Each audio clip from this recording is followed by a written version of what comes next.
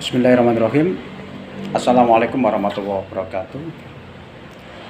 Eh, Anak-anak sekalian yang mengampu pelajaran fikih di kelas 12 peminatan IPA, IPS dan bahasa, izinkan kami menyampaikan penugasan minggu kedua. Ini sengaja saya buat untuk mempermudah kita dalam belajar fikih selama semester ganjil.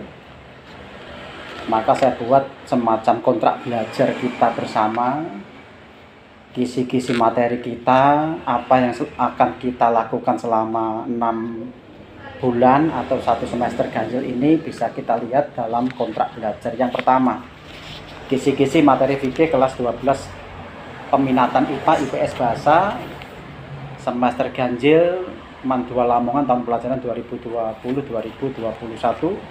Pembimbing Ustadz M. Lutfila Magister Agama, kode nomor telepon HP WA 081357829174. Di kerangka itu anak-anak sekalian ada 4 bab yang kita bahas dalam semester ganjil. Yang pertama, konsep usul fikih, meliputi 4 hal: pengertian fikih dan usul fikih, objek pembahasan fikih dan usul fikih, tujuan mempelajari fikih dan usul fikih, menganalisis pertumbuhan dan perkembangan fikih, usul fikih.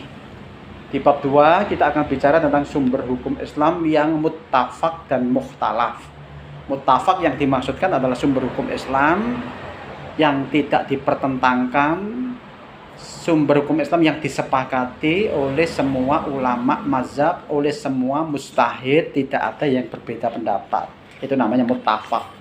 Kemudian ada sumber hukum Islam yang mukhtalaf. Mukhtalaf adalah sumber hukum Islam yang mengakibatkan banyak perbedaan pemahaman, sehingga kalau kita bicara mukhtalaf berarti sumber hukum Islam yang tidak disepakati. Sehingga ketika kita menghadapi di masyarakat tentang sumber hukum Islam yang mukhtalaf, maka kita harus siap berbeda pendapat.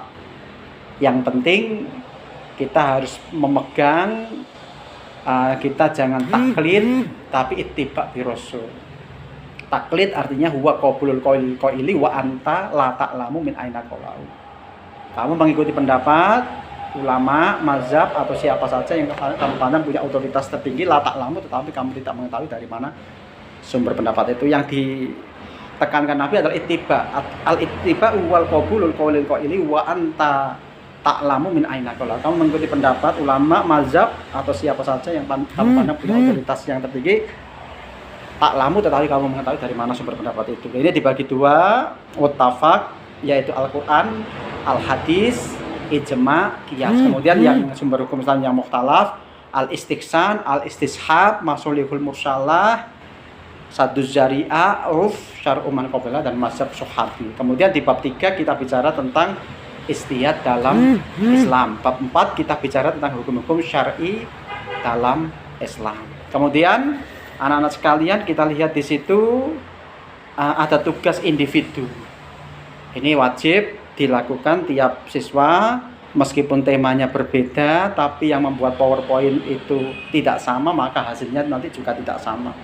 Di sini bisa dilihat mulai bab 1, bab 2, bab 3 itu ada pengelompokan siswa berdasarkan nomor absen. Tapi seandainya anak-anak mau ngambil di bab 4, hukum-hukum syar'i dalam Islam, al-hakim, al-hukum, mahkum fi, mahkum alaih, al-qawaidul khamsah, monggo silahkan.